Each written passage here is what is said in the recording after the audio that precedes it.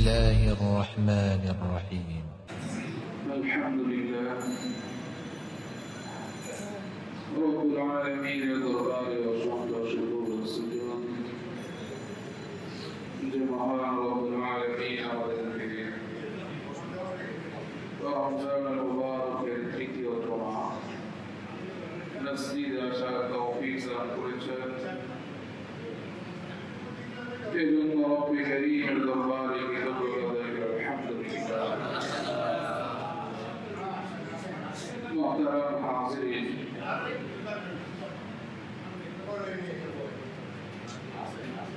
রমজানুল মুবারক আল্লাহ রাব্বুল আলামিন আমাদেরকে দান করেছেন আমাদের আমলনামাকে সমৃদ্ধ করার জন্য। রব্বুল আলামিন রমজানুল মুবারক আমাদেরকে দিয়েছিলেন জীবনের পবিত্রতা বিশুদ্ধতা অর্জনের জন্য, সর্বোপরি তাকওয়া খোদাভীতি অর্জনের জন্য। রমজানুল মুবারক যখন আসে, মুহতারাম হাজিরিন, ঈমানদার মুমিন প্রস্তুতি নিতে থাকে। রমজানের পূর্বে কিছুদিন পূর্ব থেকে বোঝা যায় ইসলামী সমাজে মুসলিম মহল্লাগুলোতে ঈমানদার মুমিনেরা ধর্মীয় ভাব অনুভব তাদের মধ্যে পরিলক্ষিত হয়। তো রমজানুল মুবারককে আমরা যেভাবে গ্রহণ করি, যেভাবে বরণ করি, রমজানকে কেন্দ্র করে যে আশা আকাঙ্ক্ষা, সে আশা এবং আকাঙ্ক্ষা আমাদের নিঃসন্দেহে প্রশংসনীয়। এবং আল্লাহ রাসূল সাল্লাল্লাহু আলাইহি ওয়াসাল্লাম উদ্বুদ্ধ করেছেন যে রমজান কেন্দ্রিক ঈমানদার মুমিনরা তারা ইবাদতের দিকে, রবের আনুগত্যের দিকে, রাসূলের সুন্নাহর দিকে, সর্বোপরি ইসলামী অনুশাসনের দিকে তারা ধাবিত হবে, প্রতিযোগিতায় লিপ্ত হবে। এজন্য রাসূল কারীম সাল্লাল্লাহু আলাইহি ওয়াসাল্লাম তিনি বলেছিলেন, ফাআল্লাহ মিন আনফুসিকুম খায়রা, যে তোমরা আল্লাহকে দেখো যে আল্লাহ তাআলার আনুগত্য তোমরা কতটুকু করতে পারো, ভালো কাজ কত করতে পারো, নেক কাজে কত প্রতিযোগিতা করতে পারো।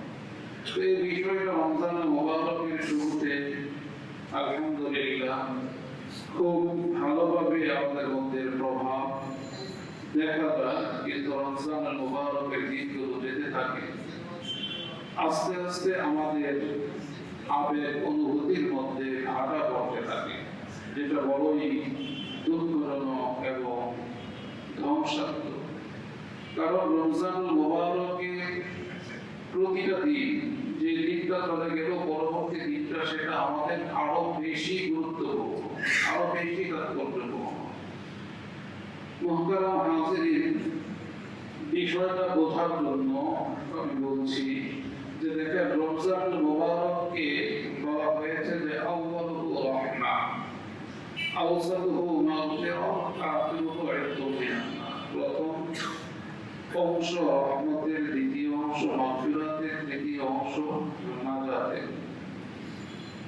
তো সর্বোপরি ঈমানদার মুমিনের স্বপ্ন হলো এই যে আমরা যেন আমাদের পরিণামে জাহান্নাম থেকে আমরা নিষ্কৃতি লাভ করে রবের সন্তুষ্টি অর্জন করে আমরা জান্নাত লাভ করতে পারি। এখন বিষয়টা হলো যে রহমত আল্লাহ তাআলার পক্ষ থেকে, তারও কোনো বিকল্প নেই, মাগফিরাত তারও কোনো বিকল্প নেই, নাজাতেরও কোনো বিকল্প নেই। কিন্তু এই স্তর রহমত, মাগফিরাত, নাজাত এভাবে না হয়ে নাজাত, মাগফিরাত, রহমত এমন হতে পারত। তো এমন হলে নাজাতের পরে আর কোনো প্রয়োজন থাকে না। কারণ রহমতের যুদ্ধ যখন বান্দা হয় তখন তার জন্য মাগফিরাতের ঘোষণা আসে।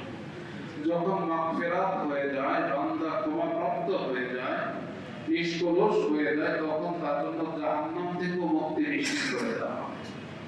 তো তাহলে বোঝা গেল আমি যখন রহমতের যোগ্য হলাম, নিজেকে করলাম, তখন আমার প্রয়োজন মাগফিরাতের, যে আমার আমলনামাটাকে পবিত্র করা, গুনাহ মুক্ত করা। তো সুতরাং বান্দা যখন রবের পক্ষ থেকে রহমত লাভ করে তখন তার জন্য ক্ষমার ঘোষণা হয়। কিন্তু আমাদের অবস্থা হলো এই যে আমরা প্রথম দিকে তো আলহামদুলিল্লাহ মসজিদে আসি, প্রতি অর্থে মসজিদে 4-5 তলা পর্যন্ত মুসল্লি হয়ে যায়, কিন্তু দিন যেতে থাকে আস্তে আস্তে আমরা মসজিদ থেকে সরতে থাকি। অথচ পরবর্তী দিন, আজকের যে দিন আমি মসজিদে আসলাম, আগামীকালকে হয়তো আমি আসছি না, কিন্তু আগামী দিনটা আজকের দিন থেকে আরো বেশি গুরুত্বপূর্ণ আমার জীবনের জন্য, আমার পরকালের জন্য। এজন্য মুহতারাম হাজিরিন, বিষয়টা বড় পরিতাপে যে রমজান মুবারকের পরে এই ধারাটা কেন থাকে না, মসজিদগুলো কেন পূর্ণ হয় না। রমজান মুবারকে সকলেই মসজিদে আসে, আযানের সাথে সাথে আসে, আযানের পূর্বে আসে, মসজিদগুলো ভরে যায়, সুন্দর পরিবেশ হয়। মুহতারাম হাজিরিন, এই ধারণা থাকার কারণ হলো এই যে আমরা প্রাথমিক পর্যায়ে তো আসি, কিন্তু যখন নাকি আমার জন্য ক্ষমার ঘোষণা আসবে ওই সময় আমি থাকি না। ক্ষমা করে রাজাদের ঘোষণা আসবে জাহান্নাম থেকে, জাহান্নামের বিষ থেকে নাক কাটা হবে, তখন আমার কোনো খবর থাকে না। মুহতারাম হাজিরিন, এতে করে আমি আপনি যা অর্জন করি রমজানের শুরু ভাগে, সেটা রমজান শেষ হতে না হতে সেটা শেষ হয়ে যায়। রমজান শেষ হতে না হতেই সেটা শেষ হয়ে যায়, বরং রমজানই শেষ হয়ে যায়। কারণ দেখেন মুহতারাম হাজিরিন, রমজানুল মুবারকের যে ইবাদত আমি আপনি করি, এই ইবাদতগুলোকে আল্লাহ তাআলা 70 গুণে বাড়িয়ে দেন। কোন কোন নফলকে ফরজের মাধ্যমে আল্লাহ তাআলা পরিবর্তন করে দেন বিনিময়ের দিক থেকে, প্রতিদানের দিক থেকে। তো সেই হিসেবে রমজানুল মুবারকের নফলগুলোর অনেক বেশি গুরুত্ব। তো সুতরাং দেখা গেল যে আমরা ফরজ যে সালাতগুলো সেগুলো জামাতের সাথে আদায় করা, এটা এতই গুরুত্বপূর্ণ যে রমজানুল মুবারকে আমরা ইশার নামাজ পড়ি, পরবর্তীতে সালাতুত তারাবিহ পড়ি দীর্ঘ সময়। মুহতারাম হাজিরিন, প্রথমত দেখা যায় মসজিদ 5 তলা 6 তলা ভরে যায়, পরবর্তীতে কমতে কমতে 2 তলা 3 তলা পর্যন্ত এসে থেমে যায়। এই যে থেমে যাওয়াটা আসলে গুরুত্বটা কতটুকু ছিল? হাদিসের মধ্যে এসেছে রাসূল করিম সাল্লাল্লাহু আলাইহি ওয়াসাল্লাম বলেন, মান সাল্লা সালাতাল ইশা মাআল জামাআ ফাকান্নামা সাল্লা আল-লাইলা বিসবা। কেউ যদি ইশার নামাজ জামাতের সাথে আদায় করে তাহলে সে যেন অর্ধরাত্রি পর্যন্ত নামাজ আদায় করে। আপনার আর কিছু প্রয়োজন নাই, আপনি ঈশার নামাজটা জামাতে পড়লেন, জামাতে পড়ার পর দেখা গেল অর্ধরাত্রি পর্যন্ত নামাজ না পড়ে আপনি ঘুমিয়ে থাকলেন, তারপরে অর্ধরাত্রি পর্যন্ত নামাজ পড়লে যে নফল নামাজ পড়লে যে সওয়াব আমার নামায় আসতো, শুধু ঈশা জামাতের সাথে আদায়ের দ্বারাই এই সওয়াব আমার আপনার নামায় লেখা হয়। তারপরে রাসূল করিম সাল্লাল্লাহু আলাইহি ওয়াসাল্লাম বলেন, মান সাল্লা সালাতাল ফাজরি মাআল জামাআতি ফাকান্নামা সাল্লা আল-লাইলা কুল্লাহ। ঈশা জামাতের সাথে পড়লো, তারপরে আবার ফজরও জামাতের সাথে পড়লো, তাহলে সে যেন পূর্ণ রাত্রি নামাজ আদায় করলো। তো দেখেন রমজানুল মুবারকের শুরু ভাগে ঈশাতেও আলহামদুলিল্লাহ প্রতি ওয়াক্তেই হয়, ঈশায় হয়, ফজরও সেহরিকে দলে দলে মসজিদে আসে। আলহামদুলিল্লাহ প্রশংসনীয় একটা বিষয় যে প্রত্যেকটা মসজিদের মধ্যে মুসল্লি কিন্তু ভরপুর হয়, কিন্তু দিন যেতে থাকে আস্তে আস্তে কমতে থাকে। তো একটু হিসাব যদি করি, রমজানের শুরু থেকে শেষের দিকটা গুরুত্ব বেশি, তাৎপর্য বেশি, ফজিলত বেশি। হাদিসের মধ্যে এসেছে ইন্নামাল আমালু বিল খাওয়াতিম, যে আমালটা তার শেষ আমালের উপরে নির্ভর করবে। সারা জীবন একজন লোক রোজা রাখলো, নামাজ পড়লো, হজ করলো, যাকাত দিল, সব ধরনের ইবাদত করলো, কিন্তু মৃত্যুর পূর্বে সে ঈমান হারাম হয়ে গেল। গোটা জীবনের এই আমালের কোনো মূল্য আছে? কোনো মূল্য নেই। তো মুহতারাম হাজিরিন, আমরা রমজানুল মুবারকের শুরুতে যখন মসজিদে আমরা আসি, আমাদের একটা আগ্রহ, আমাদের মধ্যে একটা প্রতিযোগিতার ভাব থাকে, দ্রুত যেতে হবে, না হলে উপরে উঠতে হবে, সামনের কাছে জায়গা পাওয়া যাবে না। এই ভাবটা প্রত্যেকটা মসজিদের মধ্যে, প্রতিটা মহল্লায় দেখা যায় রমজানে শুরু হয়।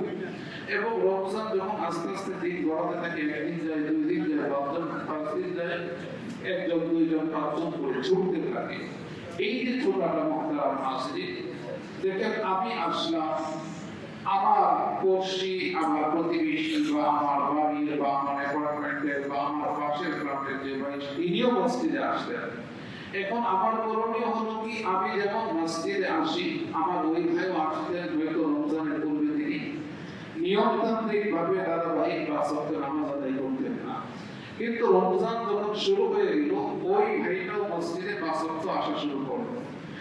তো ওই ভাই যখন ৫ ওয়াক্ত আসা শুরু করলেন তখন আমার এতটুকু দায়িত্ব আমার পড়শি হিসাবে, আমার প্রতিবেশী হিসাবে, যে ওই ভাই যখন আসে দেখা গেল যে এক ওয়াক্ত তিনি আসলেন না, পরবর্তী ওয়াক্তে আমার খোঁজ নেওয়া ভাই যে ওই ভাই কেন আসলেন না, আমার কোন কাজ গুরুত্বপূর্ণ বা কোথাও ওনার সফর, কোথাও তিনি গিয়েছেন দূরে কোথাও, বা গেলে নামাজটা কোথায় পড়েছেন, এই বিষয়টা একটু খোঁজ নেওয়া। ভাই ঠিক আছে, আপনি দেশের বাড়িতে গিয়েছেন, নামাজ দুই ওয়াক্ত নামাজ এখানে গেলে গেল, এই নামাজ কোথায় পড়েছেন, জামাতে পড়েছেন কিনা, এই আলোচনাগুলো মুসলিম সমাজে মুসলমানদের পারস্পরিকের মধ্যে এই বিষয়টা খুব গুরুত্বপূর্ণ ভাবে থাকা এটা আবশ্যক। যখন আমাদের পারস্পরিক আলোচনার ক্ষেত্রে নামাজটাকে আমরা প্রাধান্য দিব, জামাতকে আমরা প্রাধান্য দিব, তখন দেখবেন যে আমাদের ব্যক্তিগত যে সকল মুআমালা আছে, লেনদেন আছে, আমাদের ওই সকল বিষয়গুলো পরিশুদ্ধ হয়ে যাবে, সুন্দর হয়ে যাবে। কারণ তিরমিজি শরীফের মধ্যে যে হাদিস এসেছে, আল্লাহ রাসূল সাল্লাল্লাহু আলাইহি ওয়াসাল্লাম তিনি বলেছেন যে যখন যদি কারো সালাত ঠিক হয়ে যায়, ইদা সালাহাত সালাহা সাইরু আমালি ওয়া ইদা ফাসাদাত ফাসাদা সাইরু আমালি, যখন সালাতের হিসাবটা ঠিক হয় তখন তার অন্যান্য সকল কাজ সঠিক হয়ে যায়। আর যখন সালাতের হিসাবটাতে গরমিল হয়, সঠিকভাবে দিতে পারে না, তখন তার অন্যান্য কাজগুলো অস্বাভাবিক হয়ে যায়, সেগুলো আর বিশুদ্ধ হয় না। তো এই জন্য আমার পরিবারের প্রতিটা সদস্য যদি নামাজি হয়ে যায় তাহলে এর সুফলটা কিন্তু সর্বপ্রথম আমিই পাবো। আমার পাশের ফ্ল্যাটের পরিবারে যারা আছেন ওই ভাই বোন তারা যদি নামাজি হয়ে যায় তাহলে প্রতিবেশী হিসাবে তাদের লাভটা, এর উপকারটা আমি প্রথম ভোগ করবো।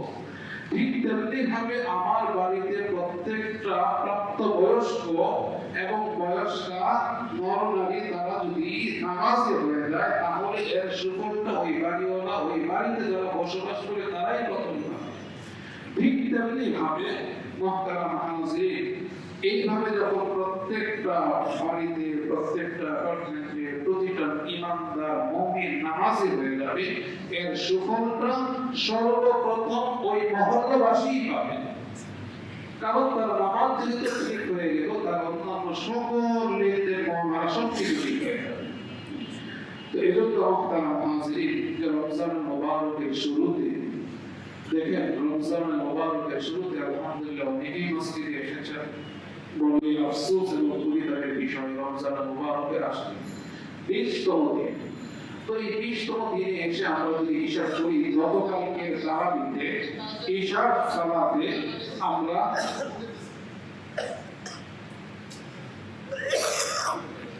ইশার সালাতে আমরা কতজন মুসল্লি সালাত আদায় করেছি?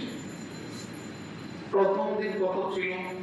কিন্তু গতকালকে 20তম তারাবি আমরা কতজন করেছি? তাহলে দেখেন এই হিসাবটা যদি আমরা করি তাহলে এই হিসাবটা আমাদের জন্য বড়ই বেদনাদায়ক, বড়ই কষ্টের। কারণ এই যে অবস্থা, এর পরিণামটা বড়ই ভয়াবহ। এই বিষয়টা আমাদেরকে বুঝতে হবে, এটা উপলব্ধি করতে হবে যে রমজান আসে, রমজানের সাথে সাথে মসজিদগুলো ভরে যায়, কিন্তু রমজান যেতে না যেতে, রমজান থাকা অবস্থায় আস্তে আস্তে আবার শূন্য হতে থাকে। এটা বড় ভয়ঙ্কর মুসলিম সমাজের জন্য। মুহতারাম হাজিরিন, গোটা বিশ্বের যে পরিস্থিতি, বিশেষ করে মুসলিমদের, এর জন্য এটা বড় একটা কারণ। কারণ মুসলমানদের ঐক্য, মুসলমানদের সংহতি, মুসলমানদের পারস্পরিক যে হৃদ্যতা, এটা তো আসে মসজিদকে কেন্দ্র করে। এটা আসে মসজিদকে কেন্দ্র করে। মানুষের মধ্যে কোনো ধরনের পার্থক্য নেই। মানুষ হিসাবে আমি আল্লাহর বান্দা, আল্লাহর গোলাম। মুহতারাম হাজিরিন, এই শিক্ষা এবং ভিক্ষাটা আসে মসজিদের এই সালাতের এই কাতার থেকে। প্রথম কাতারে যিনি দাঁড়াবেন তিনি সমাজের সর্বজন শ্রদ্ধেয় মান্য গণ্য হতে হবে এমন কোনো বিষয় না। ওই সাধারণ রিক্সাওয়ালাটা সে মসজিদে আগে এসে সেও প্রথম কাতারে সালাত আদায় করে, আবার সমাজের অধিপতি প্রভাবশালী ব্যক্তিরা পরে এসে সেও পিছনে আদায় করে সালাত। এবং আমাদের সমাজের কর্তা ব্যক্তি তিনি এসেছেন, এখন রিক্সাওয়ালা গরিব মজদুর দিনমজুর শ্রমিক তাকে উঠিয়ে দাও, তাকে পিছনে পাঠিয়ে দাও। পরবর্তীতে এসেছেন তিনি এসে সামনে বসবেন। এই শিক্ষা তো ইসলামের না। তো সুতরাং মসজিদ থেকেই মূলত মানবিক যে শিক্ষা সেই বিষয়টা আসে, মনুষ্যত্বের শিক্ষাটা আসে, পারস্পরিক যে আন্তরিকতা বিদ্যুৎ এখান থেকেই আসে। আর এই শিক্ষাটাকে ধারণ করা, এই শিক্ষাটাকে লালন করা এক অপার সুযোগ আল্লাহ তাআলা আমাদেরকে দান করেছেন রমজানুল মুবারকের মাধ্যমে। যেহেতু রমজানুল মুবারকে আল্লাহ তাআলা শয়তানকে শৃঙ্খলাবদ্ধ করে রাখেন, সে অন্যান্য সময়ের মতো আর ধোঁকা দিতে পারে না, বাধা দিতে পারে না, প্রতিবন্ধকতা সৃষ্টি করতে পারে না। আপনি দিল্লি মসজিদে চলে আসছেন, খুব সহজে আসতে পারছেন, যেটা রমজান ছাড়া অন্য সময় হয় না।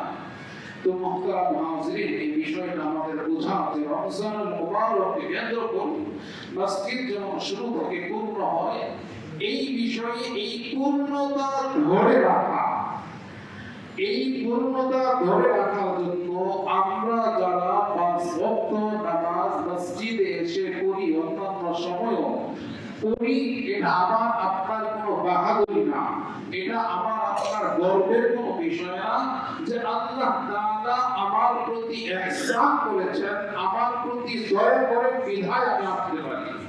তো সুতরাং আল্লাহ তাআলার সেই ইহসান, সেই দয়ার অনুভূতি আমার মধ্যে থাকতে হবে।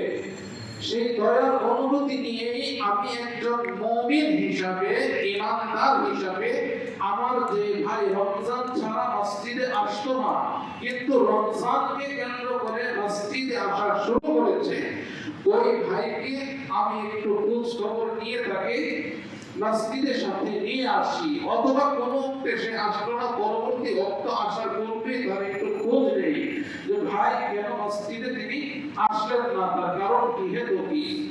এবং কারণ জানার পর সেটা যদি গ্রহণযোগ্য হয় যে না সে অন্য কোথাও করেছে না আলহামদুলিল্লাহ, করেই নাই, তাহলে সেই ভাইকে বিষয়টা বোঝায় আমি যে রমজানের ওসিলায়, রমজানকে কেন্দ্র করে রমজানের কল্যাণে তো মসজিদে আসা শুরু করেছেন।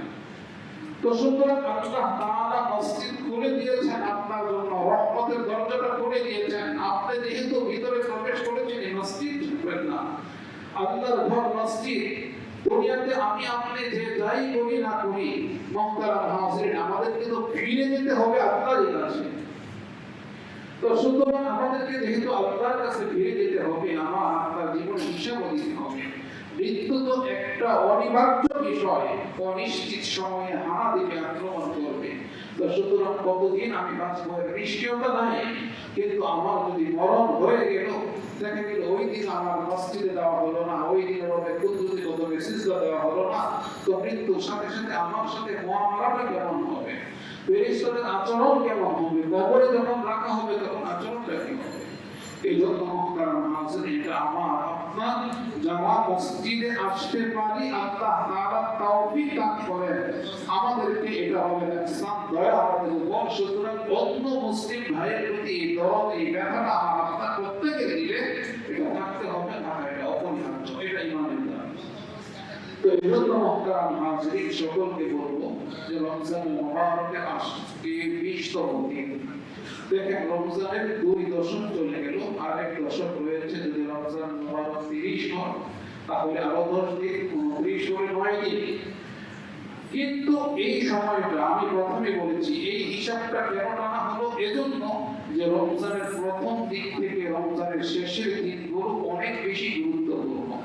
প্রত্যেকটা দিন যেমন নাকি যে হাদিসের মধ্যে আল্লাহর রাসূল এই উম্মতের 5টি অনন্য বৈশিষ্ট্যের কথা বলেছেন, যা হযরত আদম থেকে ঈসা আলাইহিস সালাতু ওয়াস সালাম পর্যন্ত ওই নবীদের কারো উম্মতের বেলায় ছিল না। এর মধ্যে একটি ছিল ওয়ায়ুফারু লাকুম ফি আখির ইয়াউম, যে রমজানের শেষ দিনে আল্লাহ তাআলা, রমজানের এক রমজানে আল্লাহ তাআলা কথার যে আল্লাহ তাআলা মনে করেন যে 1 লক্ষ মানুষকে ক্ষমা করে দিয়েছেন প্রথম ইফতারিতে, দ্বিতীয় ইফতারিতে 1.5 লক্ষ করলেন, তৃতীয় ইফতারিতে 5 লক্ষ করলেন, চতুর্থ ইফতারের সময় 15 লক্ষ করলেন, এইভাবে মনে করে চলতে থাকলো। এটা একটা হিসাব দিলাম।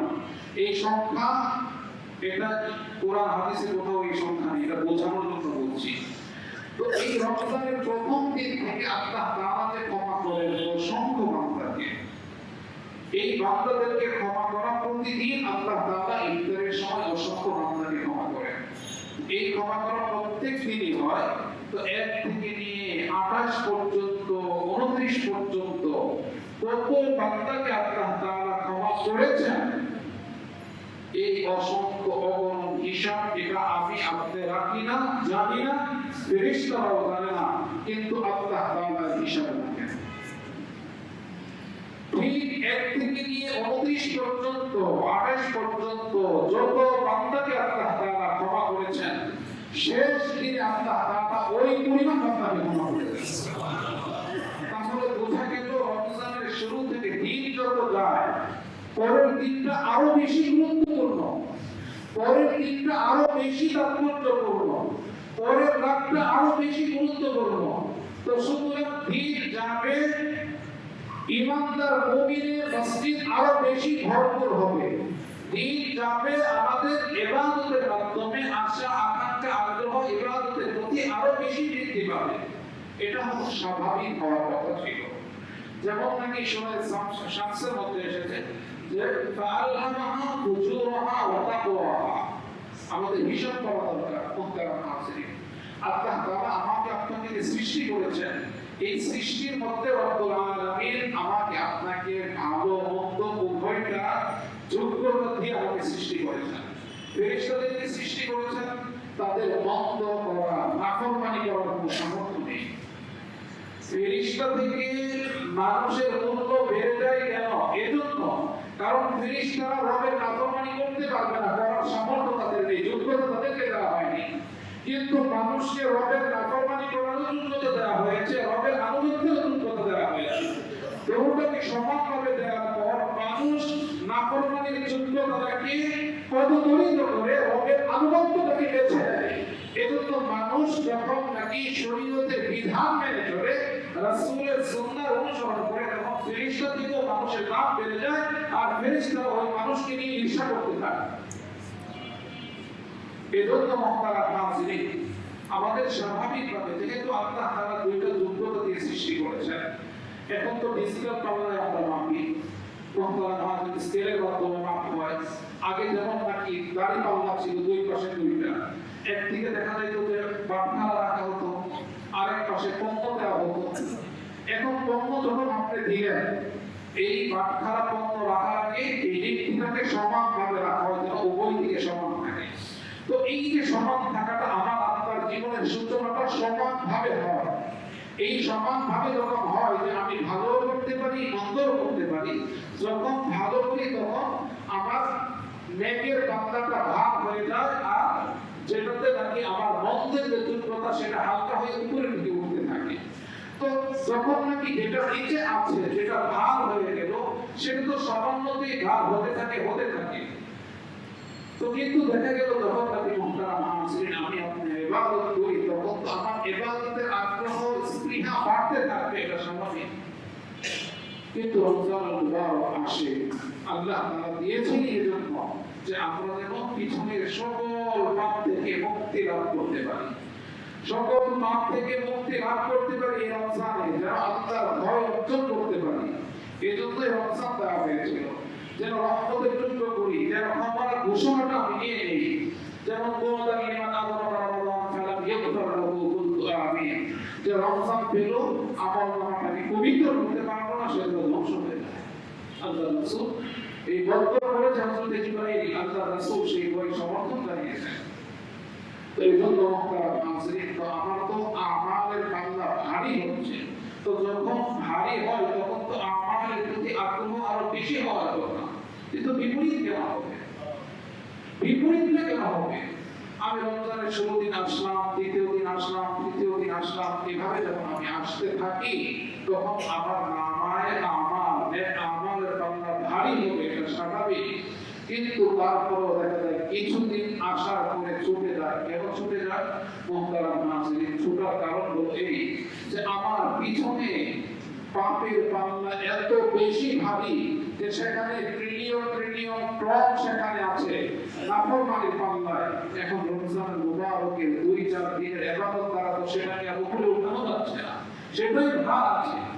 তো এজন্য মুহতারাম নাযিরিন, সেই ভারটাও ভার নয় যে রমজান মুবারকের পূর্ণ কদর করে, পূর্ণ রমজানের যে মূল্যায়ন করে, সেটা যত ট্রিলিয়নই হোক না কেন, মুহতারাম নাযিরিন পূর্ণ রমজানের মূল্যায়ন যদি করে, এর কদর যদি করে, তাহলে আল্লাহ রাব্বুল আলামিন তার অবস্থা দেখে, তার দিলের হালাত দেখে এবং তার ইবাদতের প্রতি, রবের আনুগত্যের প্রতি, রাসূলের সুন্নাহর প্রতি তার আগ্রহ, তার ভালোবাসা, দিলের আকুতি আর চোখের পানি দ্বারা ওই ট্রিলিয়ন ট্রিলিয়ন টন সেই পথ, সেই নাফরমানি আল্লাহ তাআলা সেগুলোকে ধুয়ে মুছে পরিষ্কার করে দিবেন।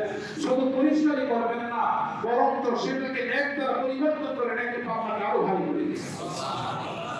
এজন্য মুহতারাম নাযিরিন, প্রয়োজন হলো ধৈর্যের সাথে, সবরের সাথে লেগে থাকা পূর্ণ সময়। তাহলে এই রমজানটা আমাদের জীবনকে পরিবর্তন করবে, আমাদের পরিবার পরিবর্তন হবে, আমাদের সমাজ পরিবর্তন হবে।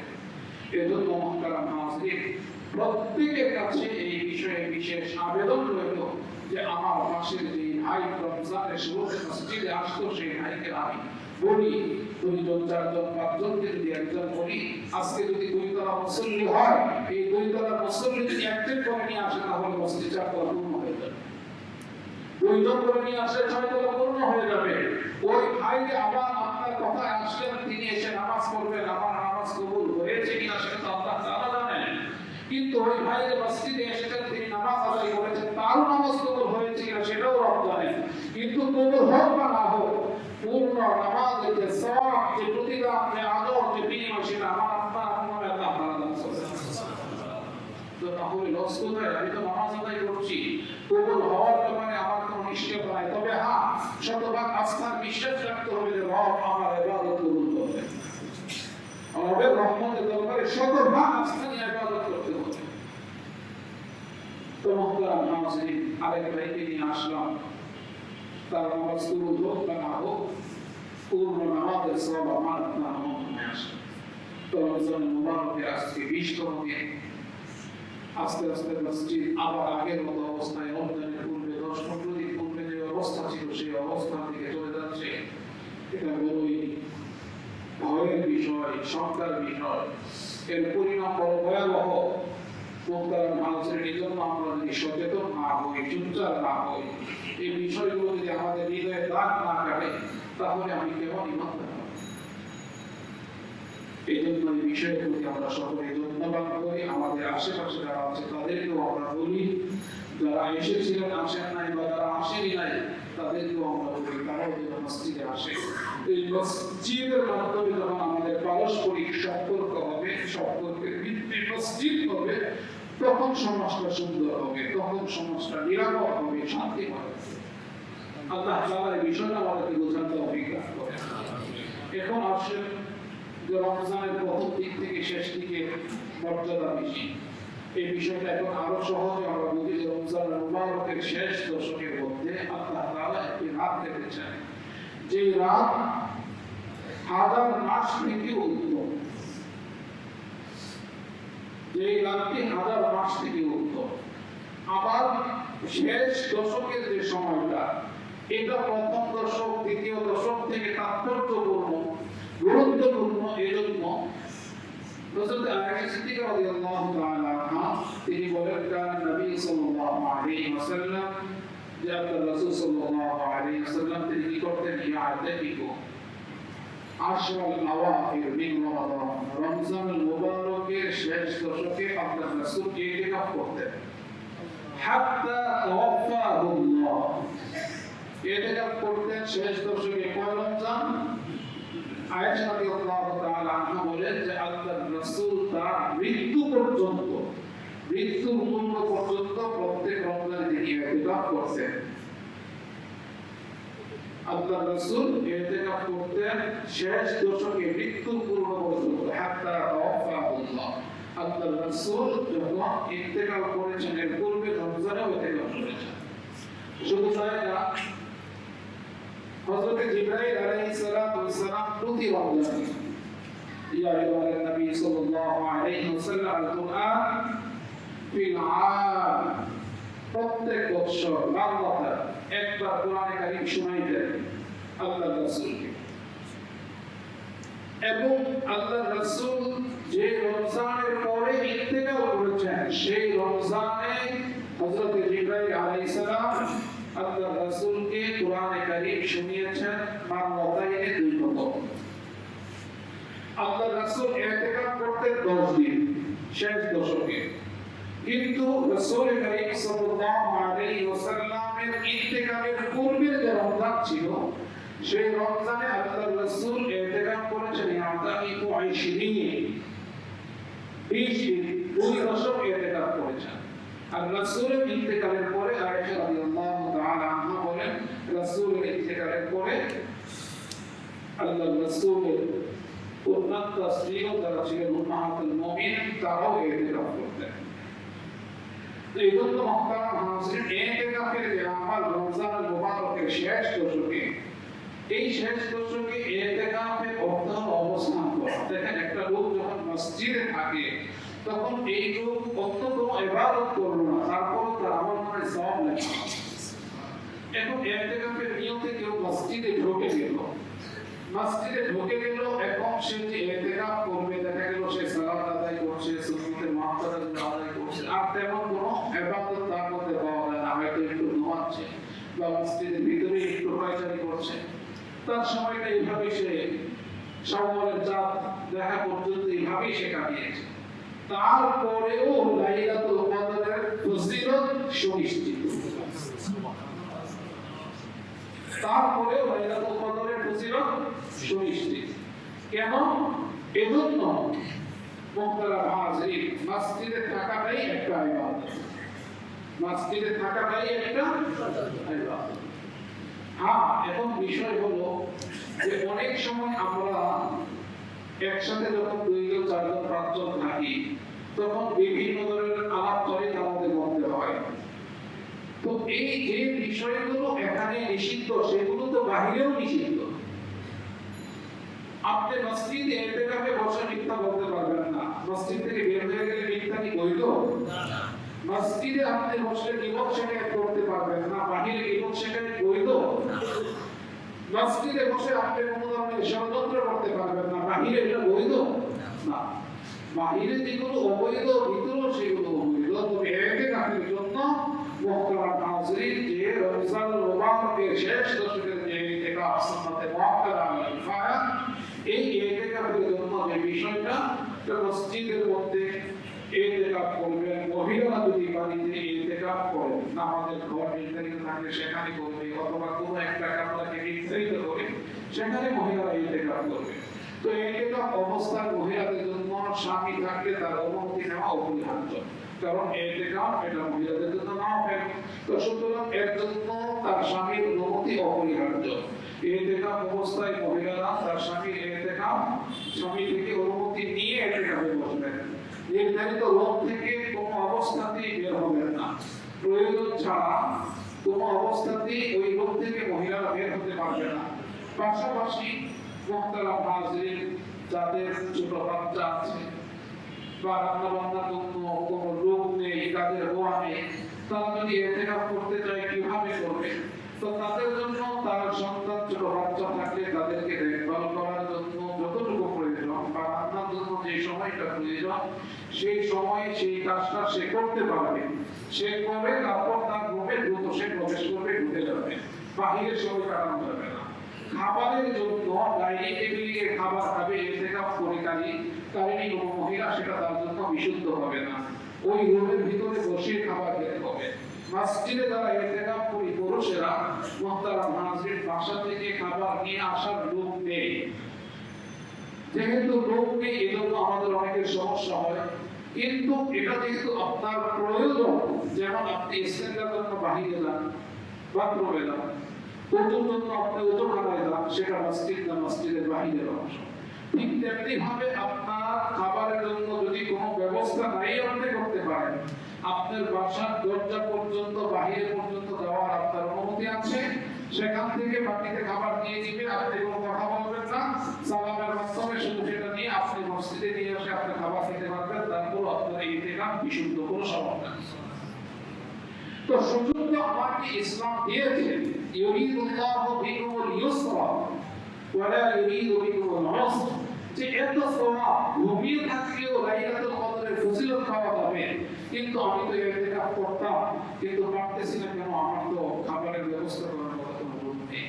মুহতারাম নাযরিন, না, আপনার এই অনুমতি আছে, আপনি এই খাবার নিয়ে আসতে পারবেন, কোনো সমস্যা নেই। আর এর ফজিলত সম্পর্কে হাদিসের মধ্যে আল্লাহ রাসূল বিশেষ করে যা বলেছেন, মানে আতাকাফা ইয়াওমান ইবতিগা ওয়াজহিল্লাহি তাআলা, যে একদিন ইতিকাফ করবে আল্লাহ সন্তুষ্টির জন্য, একদিন ইতিকাফ করবে আল্লাহ তাআলার সন্তুষ্টির জন্য। তাহলে রাসূল করিম সাল্লাল্লাহু আলাইহি ওয়াসাল্লাম বলেন, জাআলাল্লাহু ওয়া বাইনাহু ওয়া বাইনান নার সালাতা হামালি, আল্লাহ তাআলা তার মাঝে এবং জাহান্নামের মাঝে তিন খন্দকের দূরত্ব সৃষ্টি করেছেন। আমানা বাইনাল খাফিরাইন, যে দূরত্ব খন্দক বলতে কি বোঝায়? এক খন্দকের দূরত্ব হলো এই জমিন থেকে আসমানে যতটুকু দূরত্ব, এক খন্দকের দূরত্ব হলো যতটুকু। তো একদিন ইতিকাফ করলে তিন খন্দকের দূরত্ব তৈরি হবে জাহান্নাম থেকে। তো জাহান্নাম থেকে তিন খন্দকের দূরত্ব তৈরি হওয়ার অর্থ কি? অর্থ হলো জান্নাতের ততটাই নিকটবর্তী হয়ে যাওয়া। জাহান্নাম থেকে শুধু দূরবর্তী তাই না, জান্নাতের ততটাই নিকটবর্তী হয়ে যাওয়া। শুধু তাই না, আল্লাহ রাসূল বলেন, আল মুআতাকিফ ওয়া ইয়াতাকিফু যুনুব, যে ইতিকাফকারী ব্যক্তি সে তো সব ধরনের পাপ থেকে পবিত্র থাকে, মুক্ত থাকে, বেঁচে থাকে। তো শুধু তার চোখে গুনাহ হয় না, সে অযথা গল্প গুজব করে না, মিথ্যা কিংবদ শিখে পরনিন্দা এগুলো করে না, হয়তো সে মসজিদে কোরআনের তেলাওয়াত করে বা রবের তাসবিহ করে, অথবা দরুদ পাঠ করছে, অথবা সে একটু বিশ্রাম নিচ্ছে, ঘুমিয়ে আছে, এভাবেই সে তার সময়টা কাটাচ্ছে। তো তার তো কোনো গুনাহই হচ্ছে না। ইয়াতাকিফু যুনুব ওয়া ইয়াজরি লাহু মিনাল হাসানাত কাআমিল হাসানাতি কুল্লিহা, এই জায়গাতে বসার দ্বারা সব ধরনের নেক আমালের সওয়াব তার আমলনামায় লেখা হয়। কেমন বিষয়টা আপনি দেখেন, আমাদের ঢাকা শহরের অবস্থা হলো এমন যে আমরা কোন একজন ইমানদার কবির ইন্তেকাল হয়ে গেল, তার জানাজা হবে, বাহিরে জানাজার ব্যবস্থা না থাকার কারণে আমরা মসজিদে জানাজা করি। আসলে জানাজা তো হবে বাহিরে, জানাজা তো মসজিদের ভিতরে না, জরুরতের জন্য মসজিদে জানাজা পড়াটা যেটা আমরা করে থাকি। মুহতারাম হাজরিন, এখন বাহিরে জানাজা হচ্ছে, যিনি ইতিকাফকারী ব্যক্তি তিনি যদি ইতিকাফে না বসতেন, ওই জানাজায় শরীক হতেন। তো জানাজায় শরীক হওয়ার ব্যাপারে হাদিসের মধ্যে আসছে যে উহুদ পরিমাণ, উহুদ পাহাড়ের মতো এত বড় সওয়াব তার আমলনামায় দেওয়া হয়। আবার যে দাফন কাফনে শরীক হয় তার জন্য আরেক উহুদ পরিমাণ সওয়াব লেখা হয়। এখন ইতিকাফকারী ব্যক্তি জানাজায় গেলে তার ইতিকাফ নষ্ট হয়ে যাবে, তো সে সেই সওয়াব থেকে বঞ্চিত হলো না। আল্লাহ রাসূল বলেন, আল-জিহিলাহু মিনাল হাসানাত কাআমিল হাসানাতি কুল্লিহা, যে শরীক হলো না জানাজায়, মসজিদে ইতিকাফ করলো, তারপরেও তার আমলনামায় ওই জানাজায় শরীক হওয়ার সওয়াব লেখা হয়। তো এইজন্য মুহতারাম হাজরিন, ইতিকাফ অনেক বড় গুরুত্বপূর্ণ বিষয়, ফজিলতপূর্ণ আমল, আল্লাহ রাসূলের সারা জীবনের আমল, মৃত্যুর পূর্ব পর্যন্ত রাসূল এই আমল করেছেন। তো সেই আমল আপনার সকলের জীবনে একবার হলেও তো করা দরকার, যদিও মুহাম্মদ আলাকে পায় কয়েকজন করলেই আদায় হয়ে যাবে। মুহতারাম হাজরিন, কিন্তু আমরা সারা জীবন কি আমাদের ভাড়াটা আরেকজনের কাঁধেই ন্যস্ত করবো? আমাদের সকলের জন্য এটা অপরিহার্য, যে ফজিলত আমাদের প্রয়োজন। আমি যেই ব্যস্ততার কারণে ইতিকাফে বসতে পারছি না, যেই প্রয়োজনটা পূরণ করার জন্য ইতিকাফে আমি বসতে পারি না, সেই প্রয়োজনটাকে আমি পূরণ করে দুনিয়া থেকে বিদায় হব, এর নিশ্চয়তা আমাকে কে দিয়েছে? এমনও তো হতে পারে সেই প্রয়োজন পূরণের পূর্বে মৃত্যুটা সেটা, তখন সেই প্রয়োজন কে পূরণ করবে? এজন্য মুহতারাম হাজরিন, সকলের কাছে আবেদন থাকবে, আমি পূর্বেও বলেছি, আগেও বলেছিলাম, বিভিন্ন স্থানে দেখা যায় ইতিকাফ হয়, অনেক লোক ইতিকাফে বসেন। এই যে এই বছর পূর্ণ রমজান ইতিকাফ হচ্ছে সাইনবোর্ড জামিয়াত ইব্রাহিম মাদ্রাসা মসজিদের মধ্যে প্রায় 1000-3000 লোক ইতিকাফে বসেছেন। বিশ্বের বিভিন্ন দেশের উলামায়ে কেরাম, বড় বড় উলামায়ে কেরাম তারা সেখানে শত শত বাকির উলামায়ে কেরাম বসেছেন সেখানে। 3 কোটি টাকা বাজেট শুধু রমজান মুবারকের ইতিকাফের জন্য। তো এখন ওয়াদি এলাকার মধ্যে আমরা যদি চাই, আমি আরো পূর্বে 2-4 বছর আগে, 5 বছর আগেও আমি বলেছিলাম, করোনার আগেও বলেছিলাম যে ইতিকাফের একটা মসজিদ কমিটি কেন করবে? মুসলিম ভাইদের সকলের স্বেচ্ছায় সহযোগে সকলেই থাকবে, একটা ফান্ড ইতিকাফের থাকবে। সব বিষয়টা কমিটির উপর চাপিয়ে দেওয়া হয়। আমাদের একটা বিষয় বুঝতে হবে যে মসজিদ এটা তো একটা ডিসিপ্লিনের জন্য কমিটির প্রয়োজন। তো সুতরাং এখন সবটাকে কমিটি করতে হবে তা না। মুহতারাম হাজিরিন, মুসলিমদের সৌন্দর্য এটা হতে পারে যে আমি ইতিকাফে বসি বা না বসি, ইতিকাফে যদি ফান্ড হয় আমি 500,000 টাকা 5,000 টাকা সেখানে দিলাম। ইতিকাফে লাগে যারা তারাই তো সেখান থেকে খাবে, তাদের প্রয়োজন সেখান থেকে পূরণ হবে। মুহতারাম হাজিরিন, যারা ইতিকাফে বসি তারা ওই ফাউন্ডেশনই হতে পারে যে আমার সামর্থ্য থাকলে আমার খরচ আমার নিজ থেকে হোক, বা আমার সাথে আরো যারা আছে আমি মেহমানদারির নিয়তে আমি আরো অধিক শরীক হলাম, যে এখানে আমি কত খাইলাম সেই হিসাবে আমি অর্থ দিলাম না, আমি ইতিকাফের ফান্ডে দিলাম। এখন 10 টাকা আমি ভোগ করি, ঠিক আছে, আমি 100 টাকা দিয়েছি, 90 টাকা সেই ফান্ডে থাকবে, ইতিকাফের জন্য ব্যয় করব। তো এই বিষয়টা আমরা যদি সকলেই যদি আন্তরিক হই এবং সকলেই যদি এটাকে দায়িত্ব মনে করি মুহতারাম হাজিরিন, তাহলে এটা খুব সহজ, কঠিন কোনো বিষয় না।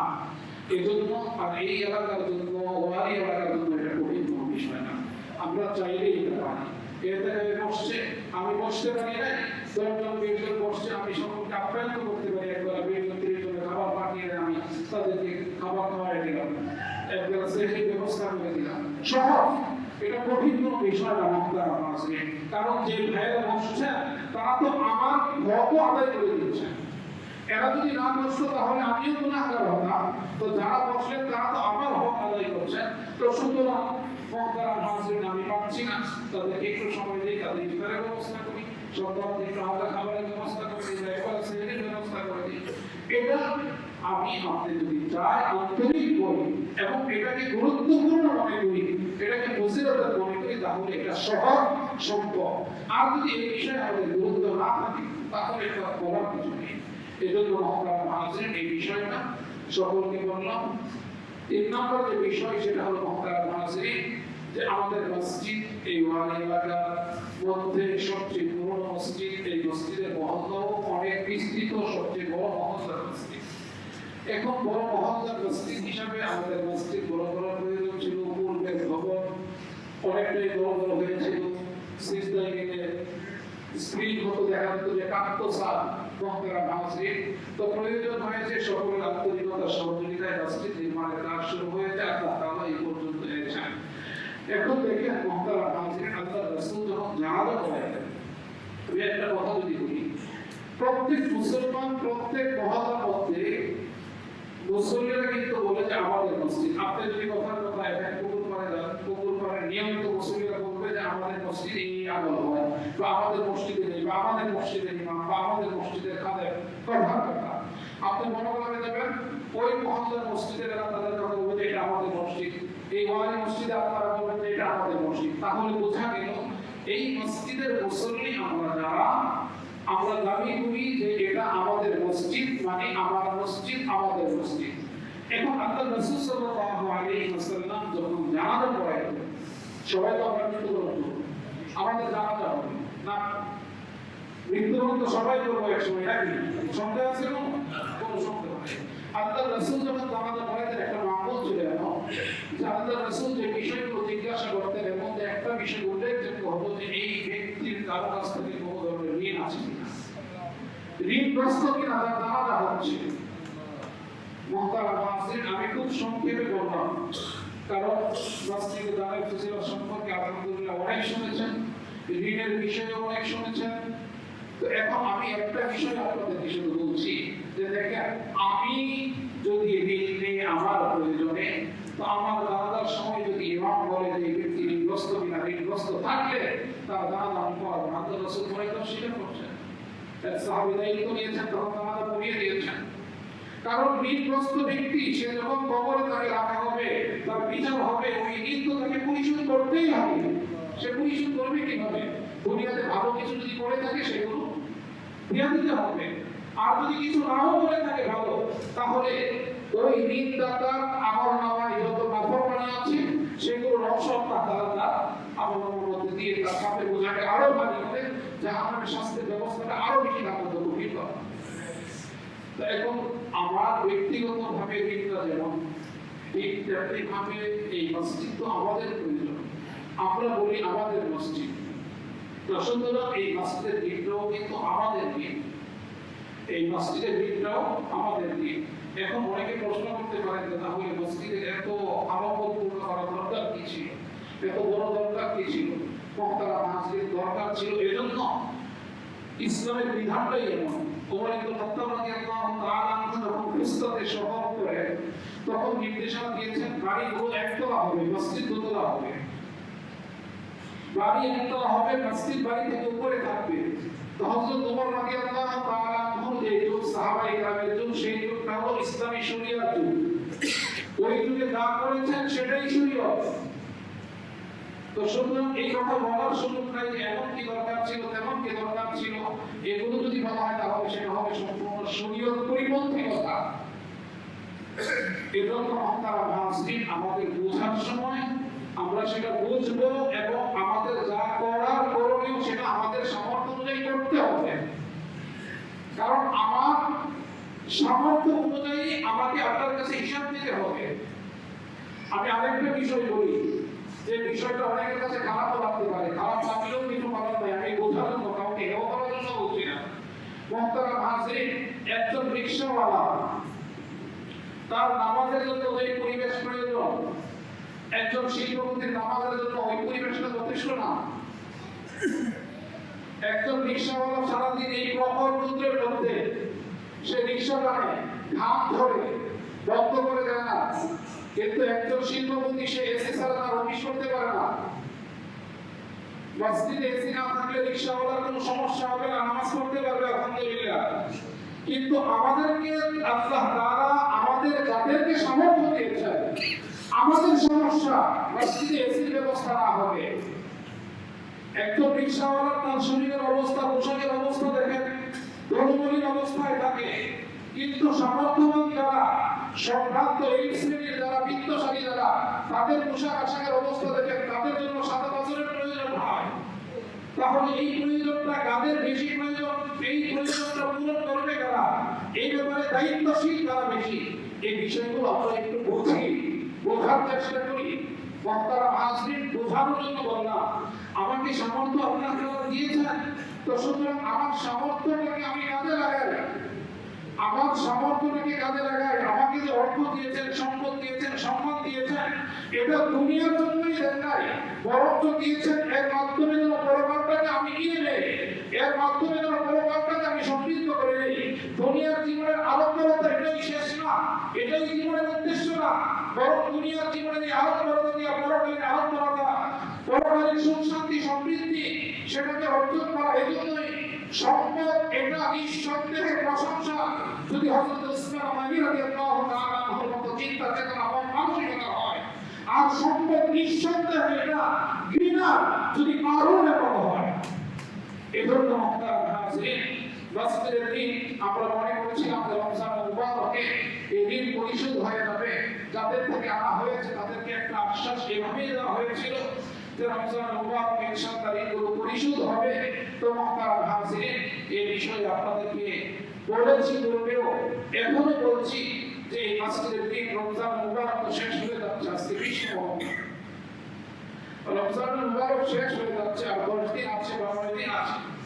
তো এখন মুহতারাম হাজিরিন, রমজান মুবারকে তো আল্লাহ তাআলা আমাকে আপনাকে সুযোগ করে দিয়েছেন, সহজ করে দিয়েছেন। রমজানে দান করতে কষ্ট কম হয়, অন্যান্য মাসে দান করতে কষ্ট বেশি হয়, মানসিকভাবে চাপ লাগে, কিন্তু রমজানে দেওয়ার সময় তখন ধীরে ধীরে একটা সাহস থাকে, হিম্মত থাকে, একটা আশা থাকে, একটা তামান্না থাকে যে আমি 10 টাকা দিচ্ছি, আল্লাহ তাআলা তখন আমাকে 70 গুণ বাড়িয়ে দিবে।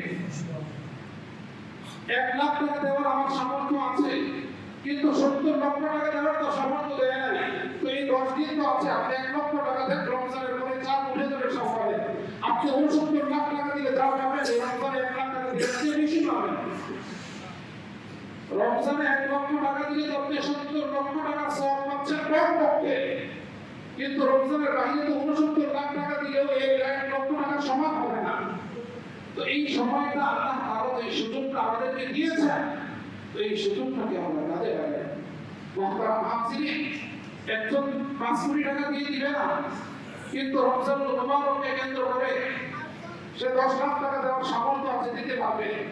এখন 10 লাখ টাকাকে 70 গুণ করলে তো 7 কোটি হয়। তো 7 কোটি টাকা দেওয়ার সামর্থ্য নাই, 10 লাখ টাকা দেওয়ার তো সামর্থ্য আছে। কিন্তু 10 লাখ টাকা দিয়ে তো 5 কোটি না 7 কোটি টাকার সওয়াব তারা মনে আসছে। তো মুহতারাম হাজিরিন, আল্লাহ তাআলা দিয়েছেন সুযোগ। এখন আমি আপনি যদি সেই সুযোগ গ্রহণ না করি, আল্লাহ তাআলা চাচ্ছেন রহমতের দরজাগুলো খুলে দিয়েছেন, জাহান্নামের দরজাগুলো বন্ধ করে দিয়েছেন। বুখারীর হাদিসে এসেছে যে রমজান যখন আসে তখন ফুতিহাত আবওয়াবুস সামা ওয়া গুলিকাত আবওয়াবু জাহান্নাম, রহমতের দরজাগুলো সবগুলো উন্মুক্ত করে দেওয়া হয়। তো আল্লাহ তাআলা আসমানের রহমতের দরজা খুলে দিয়েছেন, রহমতের বৃষ্টি বর্ষণ হচ্ছে। তারপরে যদি আমি আপনি সাদা ধরে সেই বৃষ্টি থেকে, রহমতের বৃষ্টি থেকে নিজেকে বঞ্চিত করি, তাহলে আল্লাহ তাআলা আমার আপনার জন্য আর কি করবেন? আল্লাহ তাআলা তো অবারিত ধারায় রহমত বর্ষণ করছেন। আমার আপনার কাজ হলো সেই রহমতের বৃষ্টি দ্বারা নিজেকে পবিত্র করা, নিজেকে পরিশুদ্ধ করা। কিন্তু আমি যদি ছাতা ধরে আড়াল করে থাকি, মুহতারাম হাজিরিন, তাহলে আমার যে বড় কপাল হতভাগা হবে। এটাই আল্লাহ রাসূল বলেছেন, ফাইন্না শাকিয়্যান হুরিমা ফীহি রাহমাতুল্লাহি আযজা ওয়া জাল্লা। এত সুযোগ আসার পরে, এত সুযোগ পাওয়ার পরে, তারপরেও যদি সে বঞ্চিত থেকে যায়, তাহলে তার চেয়ে হতভাগা নিঃসন্দেহে সে হতভাগা, দুর্ভাগা পাওয়া। এজন্য মুহতারাম হাজিরিন, ওয়ারিবাসীর জন্য, ওয়ারিজান মসজিদের মুসল্লিদের জন্য রমজানুল মুবারক চলে যাবে, কিন্তু ওয়ারি মসজিদের ঋণগুলো পরিশোধ হবে না। এর চেয়ে বড় পরিতাপে, এর চেয়ে বড় কষ্টে, এর চেয়ে বড় লজ্জার আর কোনো বিষয় হতে পারে না। যে কোনো মসজিদে চাইলেই তো মানুষ বাকিতে দিয়ে দিবে লক্ষ লক্ষ টাকা। কারণ মানুষ এই ওয়ারিবাসীর প্রতি মানুষের আস্থা আছে, আপনাদের প্রতি এই সম্মান শ্রদ্ধা বোধ তাদের আছে। তারা ওয়ারির মানুষ, তারা সামর্থ্যবান এবং তারা দিতে পারবে, এই আশাই তো তারা বাকি দিয়েছেন। তো সুতরাং মুহতারাম হাজিরিন, এগুলো পরিশোধ করা এটাও আমাদের ঈমানি দায়িত্ব। এটা পরিশোধ করে আমি জান্নাত ক্রয় করে নিচ্ছি। কারণ আমি যা দান করে যাচ্ছি সেটাই কবরে আমার সাথে যাবে, সেটাই আমার সাথে যাবে। হাসরের ময়দানে যখন রব্বুল আলামিনের কাঠগড়ায় দাঁড়াবো, তখন আমার এই সকল আমালগুলো আমার সাথে দাঁড়াবে। যাদের জন্য রেখে গেল তারা আমার সাথে দাঁড়াবে না, বরং তারা আমাকে দেখে ভাববে, পলায়ন করবে। তো সুতরাং মুহতারাম হাজিরিন, খুব বেশি বলার কিছু নয়, আমরা সকলে বুঝবার সমস্যা, আমরা জ্ঞানী, সামর্থ্যবান, আমরা প্রত্যেকে আমাদের মেধা, আমাদের ঈমান এর দাবিকে আমরা পূরণ করি। আমাদের যা করণীয় সামর্থ্য হবে আমরা করি, আপনার ঘর এর ঋণ পরিশোধ করি, বাকি যে কাজ আছে সেই কাজগুলো আমাদের সুন্দরভাবে হয়ে যায়। আল্লাহ তাআলা আমাদেরকে তৌফিক দান করেন। আর যে সকল ভাইয়েরা আমরা ইতিকাফে বসবো, মুহতারাম হাজিরিন, আজকেই সূর্যাস্তের পূর্বে মসজিদে চলে আসতে হবে। আমরা সূর্যাস্তের পূর্বে মসজিদে চলে আসবো, এসে আমরা ইতিকাফের আমল শুরু করবো। আল্লাহ তাআলা তৌফিক দান করেন।